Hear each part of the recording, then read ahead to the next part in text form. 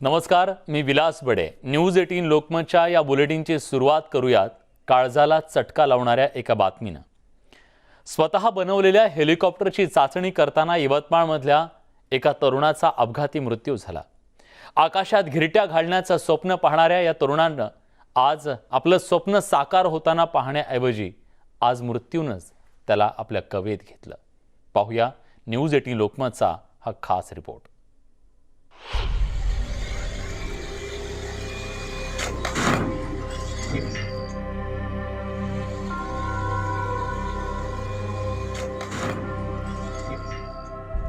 आकाशात उडण्याचं स्वप्न उराशी बाळगून प्रयत्नांची शर्थ करणाऱ्या एका रॅन्चोची ही दुर्दैवी कहाणी। तुकड्या तुकड्यात उद्ध्वस्त झालेला हा लोखंडाचा सांगाडा नाहीये, ही आहे महाराष्ट्रातल्या एका उमद्या तरुणाच्या स्वप्नांची उद्ध्वस्त झालेली कहाणी। कुठलंही पुस्तकी ज्ञान नसताना जिद्दीच्या बळावर आकाशात झेप घेण्याचं 25 वर्षीय शेख इस्माईल उर्फ शेख इब्राहिम यानं स्वप्न पाहिलं, पण त्याआधी चाचणी दरम्यान अपघातात त्याला मृत्यूनं कवटाळलं। आपल्या मित्राच्या कर्तबगारीचा अभिमान बाळगणाऱ्या मित्रांच्या डोळ्यासमोर जे घडलं ते सुन्न करणारं होतं।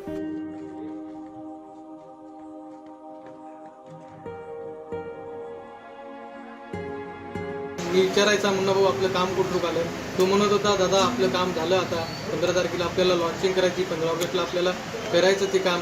आणि रोज त्याला विचारत होतो, रोज आम्हाला सांगत होता, थोडं थोडं तो बी प्रॅक्टिस त्याच्यावर करत होता की बा एकदमच तर माणूस सोडू शकत नाही, पण आरामाराम त्याच्यावर तो प्रॅक्टिस करत होता। लोखंडाच्या या सांगाड्यातून शेख इस्माईलला देशी हेलिकॉप्टर साकारायचं होतं, त्याला आभाळात झेपवायचं होतं। त्या स्वप्नांसोबत तो जगतही होता। वेल्डर असल्यानं तो घरच्या कारखान्यात अलमारी, कूलर अशी उपकरणं बनवायचा। घरीच बनवलेलं स्वप्न आकाशात कसं घिरट्या घालू शकतं हे संपूर्ण जगाला शेखला दाखवून द्यायचं होतं। इतकंच काय तर स्वातंत्र्यदिनी हेलिकॉप्टरचं लॉन्चिंग करण्याचंही शेख इस्माईल याचं स्वप्न होतं, पण काळ हा मृत्यू बनून आला आणि यवतमाळच्या महागावमधील तरुणाचं हे गरुड झेप घेण्याचं स्वप्न अपूर्णच राहिलं। कालच्या रात्रीला अशी घटना घडली की तो रात्रीच्या वेळेस 1:30च्या सुमारास तो हेलिकॉप्टर उडवत होता त्याच्यावर, पण काही कारणास्तव तो हेलिकॉप्टर क्रॅश झाला, त्याच्यामुळे त्याचा मृत्यू झाला।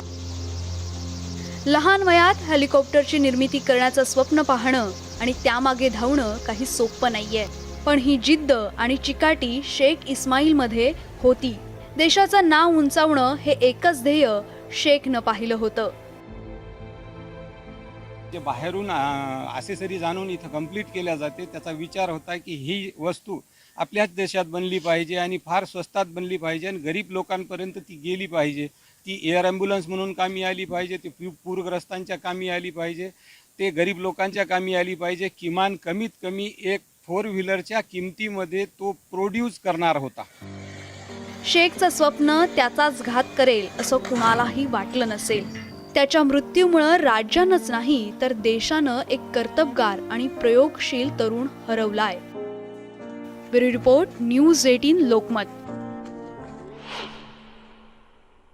खरं तर काळजाला चटका लावणारी ही बातमी आहे आणि याचबद्दल अधिक बोलण्यासाठी आता आपल्या सोबत आहेत हेलिकॉप्टर विषयक तज्ज्ञ अमोल यादव। अमोलजी, आज जेव्हा ही बातमी बघितली तेव्हा प्रत्येकालाच अस्वस्थ झाल्याशिवाय राहत नाहीये। आज केवळ एक स्वप्न उद्ध्वस्त झालं नाहीये, तर स्वप्न पाहणारा सुद्धा गेलेला आहे। तुमची पहिली प्रतिक्रिया याबद्दलची काय आहे? अतिशय दुर्दैवी अशी ही घटना आहे। मला व्हिडिओ बघायला मिळालेला आहे। त्या व्हिडिओमध्ये असं दिसतंय की अतिशय कमी वेळात क्षणार्धात मृत्यू ओढावला गेला आहे शेख इस्माईल यांचा। तरुण व्यक्तिमत्व, जिद्दी व्यक्तिमत्व, ज्यांनी अतिशय सुंदर बनावटीचं हे हेलिकॉप्टर बनवलेलं आणि अतिशय दुर्दैवी घटना आहे। सर, हा व्हिडिओ बघितल्याच्या नंतर काय लक्षात येतं? काय चुकलं म्हणून हा अपघात झाला? अगदी काही क्षणामध्ये सगळं काही उद्ध्वस्त झालं। हो, नक्कीच अगदी काही क्षणांमध्ये ह्या गोष्टी उद्ध्वस्त झालेल्या आहेत। परंतु इथपर्यंत पोहोचण्यासाठी मला नक्कीच मला खूप योग्य रीतीने माहिती आहे की शेख इस्माईल यांनी ह्याच्या मागे भरपूर कष्ट घेतले असतील. त्यांनी स्वतः हे हेलिकॉप्टर बनवलं असेल. त्या हेलिकॉप्टर बनवण्यासाठी, त्याच्या प्रत्येक पार्टला बनवण्यासाठी त्यांनी भरपूर कष्ट घेतले असतील, भरपूर मेहनत घेतली असेल आणि फायनली त्यांनी हा शेप दिला होता.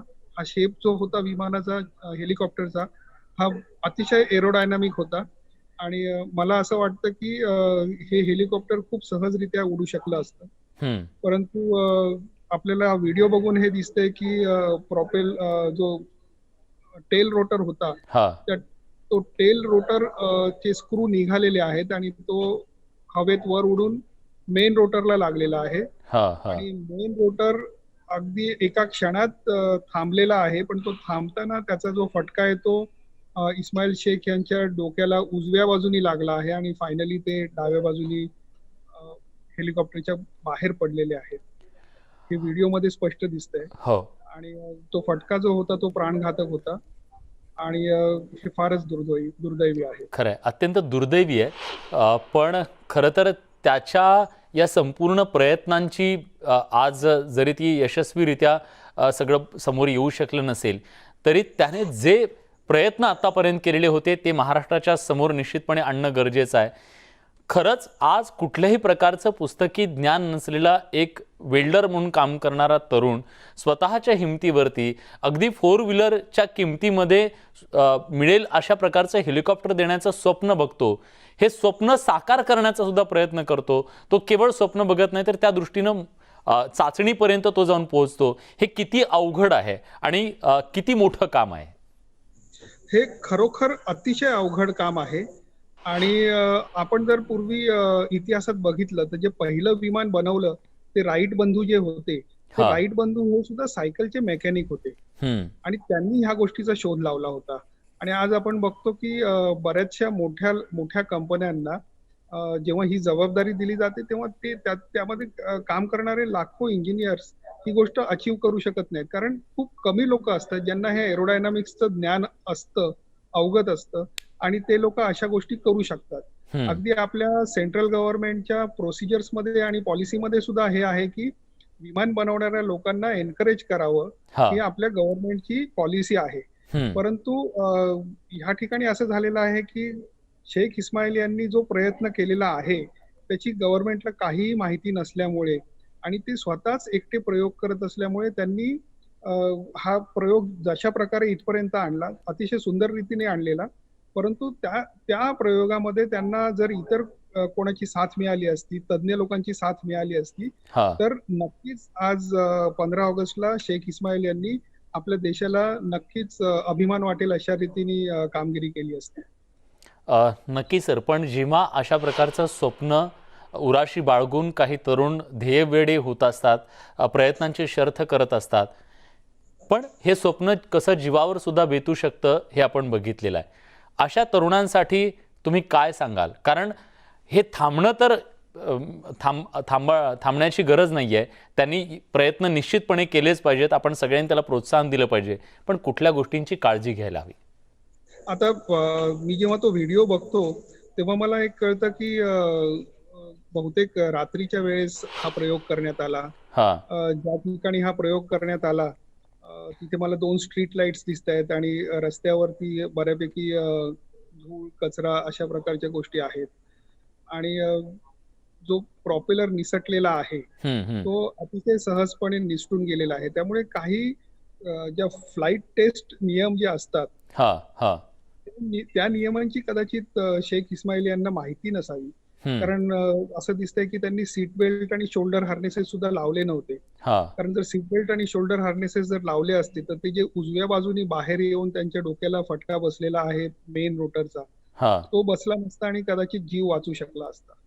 तर जेव्हा आपण अशा प्रकारचे प्रयोग करतो तेव्हा जे गायडन्स मटेरियल आहे अवेलेबल, कारण आपल्या भारतामध्ये तर अशा रीतीचं गायडन्स मटेरियल नाहीये, परंतु आपण इतर देशांमध्ये म्हणजे जसं अमेरिकेने बरीचशी विमानं बनवली आहेत आणि बऱ्याचशा टेस्ट फ्लाईट केलेल्या आहेत. त्याच्यामुळे टेस्ट फ्लाईट कशी कंडक्ट करावी ह्याचं गायडन्स मटेरियल त्यांना मिळालं असतं किंवा एखाद्या तज्ज्ञ माणूस जो त्यांना थोडीफार हेल्प करू शकला असता. जसे आपल्या सांगलीमध्ये प्रदीप मोहिते आहेत जे हेलिकॉप्टर बनवत आहेत, त्यांनी सुद्धा असा धाडसी प्रयोग केलेला आहे हा आणि त्याच्यात सुद्धा त्यांचा जीव वाचलेला आहे. आणि परंतु आता ते जेव्हा प्रयोग करतायत तेव्हा आम्ही रेग्युलर चर्चा करतो आणि आम्ही ठरवलेलं आहे की हेलिकॉप्टरमध्ये न बसता त्याला टेस्ट करायचंय. हा तर हा अशा हा प्रकारच्या गोष्टी जीवावर न बेतण्यासाठी जी काही आपण काळजी घेऊ शकतो ती हम्म घेणं गरजेचं होतं.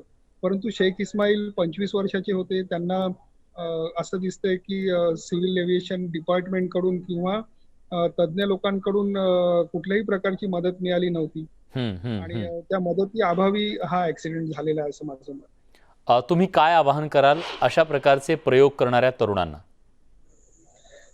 अशा प्रकारच्या प्रयोग करणाऱ्या तरुणांना मी नक्कीच एक गोष्ट सांगू शकेन की आज शेख इस्माईल यांनी जो प्रयत्न केला होता तो नक्कीच वाखाणण्यासारखा आहे हम्म आणि अशा प्रकारचे प्रयोग नक्कीच झाले पाहिजेत.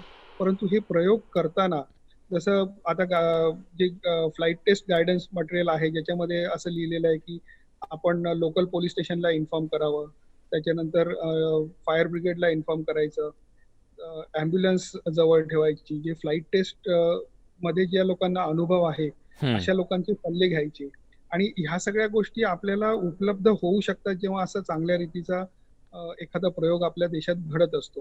हा त्यामुळे आपण खरोखरच आज एक असा असा आपल्या भारताचा नागरिक आपण गमावलेला आहे खरंय. जो खरोखर दुर्मिळ होता.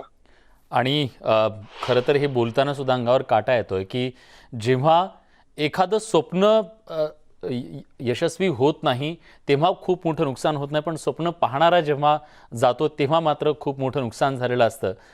पण आता जेव्हा आजचा हा अपघात तुम्ही बघितलेला असेल, तुम्ही जेव्हा पहिलं विमान तुमचा प्रयोग यशस्वी करणार होतात, लोकांना दाखवणार होतात, भीती होती कुठेतरी? कारण हा खेळ जीवघेणा आहे. हा नक्कीच जीवघेणा खेळ आहे. परंतु आम्ही ह्या गोष्टीला खेळ असं न घेता त्या गोष्टीला फ्लाईट टेस्ट प्रोसिजर्स म्हणून घेतो आणि त्या जेव्हा प्रोसिजर्स घ्यायच्या असतात तेव्हा योग्य ती काळजी घ्यावीच लागते. हम्म आणि हा असा प्रयोग करताना माझ्याबरोबर सुद्धा अशा काही घटना घडलेल्या आहेत हा ज्या घडायला नको होत्या. परंतु आम्ही काही गोष्टींची काळजी घेत असल्यामुळे आतापर्यंत आम्हाला कुठल्याही जीवाला धोका झालेला नाही. तसं पाहता अशा प्रकारचे प्रयोग करताना जीवाला धोका होणं हे साहजिकच आहे. ही हा कॅल्क्युलेटेड रिस्क आहे. परंतु ती कॅल्क्युलेटेड रिस्क घेतल्याच्या नंतरच आपण गुरुत्वाकर्षणावरती मात करून आपण भारतामध्ये विमानं बनवू शकतो. त्याच्यामुळे ही रिस्क घेणं गरजेचं आहे. पण रिस्क घेताना आपल्याला ज्या गोष्टींची काळजी घेता येऊ शकेल अशा सगळ्या गोष्टींची काळजी घेता आली पाहिजे. फक्त सीट बेल्ट असता किंवा जर शेखनी हेल्मेट जरी घातलं असतं तरी कदाचित आपल्याला हा प्रयोग फेल झाला असता आणि नंतर परत त्यांनी हेलिकॉप्टर बनवलं असतं आणि नक्कीच त्यांनी ते उडवलं असतं. अमोलजी, आज प्रयोग अपयशी झाला. ज्याने प्रयोग केला तोही जीवानिशी गेला. पण आजच्या या घटनेतून एक गोष्ट मात्र अधोरेखित झाली आहे का, की आजही ग्रामीण भागातल्या मुलांकडे खरं तर त्यांनी आपल्या आजूबाजूच्या माहितीतून मिळवलेलं जे ज्ञान आहे, आपल्याकडे असे अनेक रँचो आहेत, त्या सगळ्यांसाठी, प्रयोगशील व्यक्तींसाठी आज एक चांगल्या प्रकारचं उदाहरण समोर ठेवलेलं आहे की आपण ठरवलं तर स्वप्नाच्या दिशेनं उड्डाण करू शकतो. कारण याच्यातनं फक्त नकारात्मक आपण घेऊन कसं चालेल? नाही, नक्कीच हा प्रयोग खरोखरच खूप वाखाणण्यासारखा होता. शेख इस्माईल यांनी बनवलेलं जे हेलिकॉप्टर होतं, जे मी पहिल्यांदाच सांगितलं की ते फारच एरोडायनामिक दिसतंय आणि खचितच ते खूप चांगल्या रीतीने उडू शकलं असतं असा माझा अंदाज आहे. आणि जर ग्रामीण भागातल्या युवकांना योग्य रीतीचं मार्गदर्शन आणि योग्य मदतीचा हात मिळाला तर नक्कीच आपल्या देशामध्ये टॅलेंटची कमी नाहीये. आणि जरी टॅलेंटची कमी नाहीये हा एक भाग असला तरी शेख इस्माईल हे जे एरोडायनामिक समजणारी जी व्यक्ती आहेत त्या खरोखरच दुर्मिळ आहेत. म्हणजे टॅलेंटेड तर होतीच, परंतु एरोडायनामिक समजणारी आणि ते विमान म्हणजे हेलिकॉप्टर तयार करू शकणारी अशी अगदी हाताच्या बोटावर मोजण्यासारखी माणसं आहेत. त्यातला एक माणूस आज आपल्या देशाने गमावलेला आहे. आणि हेच खरोखरच आपल्या सगळ्यांचं खूप मोठं नुकसान आहे. आज आपण एक खूप चांगला तरुण गमावलेला आहे, ज्याचं स्वप्न होतं आकाशात उडण्याचं आणि सामान्यांना हेलिकॉप्टर पोहोचवण्याचं. धन्यवाद सर, तुम्ही न्यूज 18 लोकमतला अगदी सविस्तरपणे बोललात त्याबद्दल. याचसोबत या बुलेटिनमध्ये एक छोटासा ब्रेक. कुठे जाऊ नका, पहा फक्त न्यूज 18 लोकमत.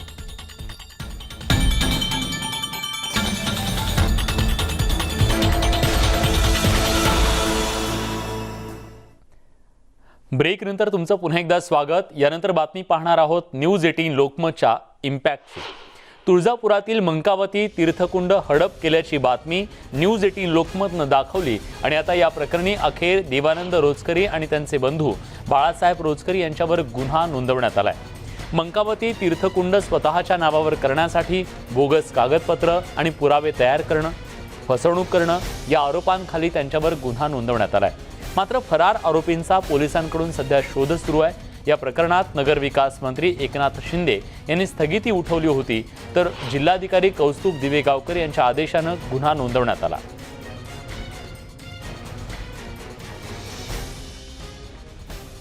बालाजी निरफळ आपले प्रतिनिधी आता आपल्या सोबत आहेत. बालाजी, तेव्हा न्यूज 18 लोकमतनं जी बातमी दाखवली त्याची अखेर दखल घेऊन ज्यांनी ही जमीन हडपण्याचा प्रयत्न केला त्यांच्यावर गुन्हा दाखल केलाय, पण हे कुठे आहेत ज्यांनी जमीन हडप केली?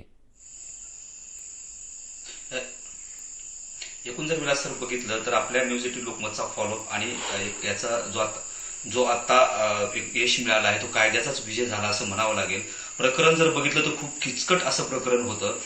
ज्या पद्धतीनं देवानंद रोचकरी यांच्याकडून या जागेवरती तीर्थकुंडावरती दावा सांगण्यात येत होता की ही जो तीर्थकुंड जो आहे तो माझ्या आजोबाच्या नावावरती आहे आणि हा कुठेतरी दावा ते वारंवार करत होते. एवढंच नाही तर ज्या जिल्हाधिकारी यांनी कौस्तुभ देवगावकर यांनी याची चौकशी लावली आणि चौकशीत सत्य आले त्याच्यानंतर त्रिसदस्य समिती स्थापून यांच्यावर गुन्हा दाखल करा असे आदेश सुद्धा कौस्तुभ देवगावकर यांनी दिले. त्यानंतर देवानंद रोचकरी जे आहेत ते दारू मागण्यासाठी नगरविकास मंत्रालय म्हणजे एकनाथ शिंदे यांच्या दरबारात पोहोचले होते. तर एकनाथ शिंदे यांनी त्यांच्यापुढे हाच युक्तिवाद केला की ही जागा जी आहे ती माझ्या आजोबा पंजोबा पिढीगत जागा माझ्याकडे ती आलेली आहे, त्याच्यामुळे मला याच्यावरती कायदा जो गुन्हे दाखल करण्याची प्रक्रिया आहे ती रद्द करावी.